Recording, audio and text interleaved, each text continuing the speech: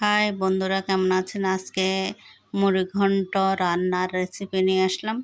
তো প্রথমে আমি মাছের মাথাগুলো, রুই মাছের মাথা ভালোভাবে ভেজে নিয়েছি।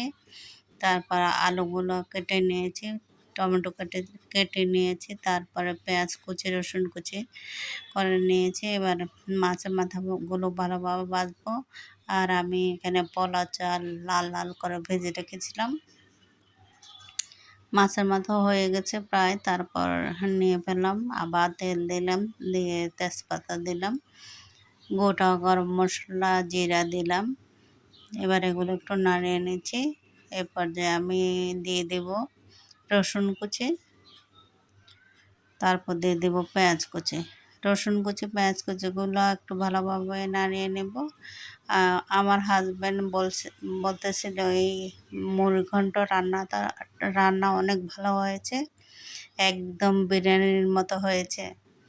তারপর আমার ছেলে মেয়ে সবাই খুব পছন্দ করলো। ছেলেটা তো মাছের মাথা দিয়ে কিছু রান্না করলে খেতে চায় না, তবে মুড়িঘন্টটা বলে যে ভালো হয়েছে।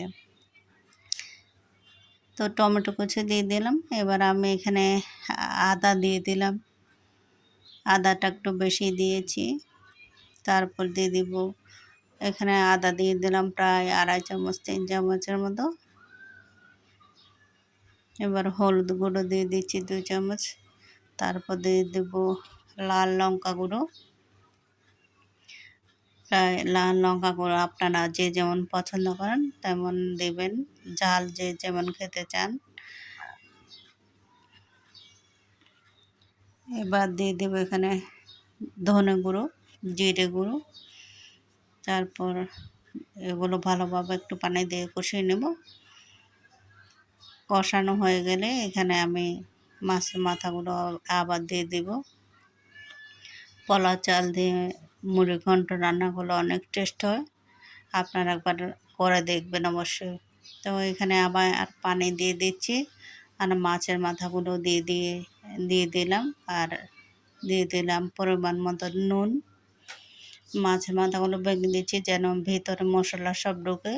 এগুলো একদম শুকিয়ে যাওয়া পর্যন্ত আমি কষিয়ে নেব। তারপর ভাজা আলুগুলো দিয়ে দিলাম, আলু আগে আমি ভেজে রেখেছিলাম। তারপর দিয়ে দিচ্ছি চাল ভাজাগুলো। এবার আমি এগুলো আবার একটু মশলার সাথে মিশিয়ে দেব। তারপরে এখানে দিয়ে দেব গরম পানি। গরম পানি দেওয়ার পরে এগুলো পরিমাণ মতো গরম পানি দিয়েছি। এবার নাড়িয়ে দিচ্ছি ভালোভাবে। ফুটে ওঠার পর এখানে আমি এবার কাঁচামরিচ দিয়ে দিব এবং গরম মশলা গুঁড়ো দিয়ে দেব।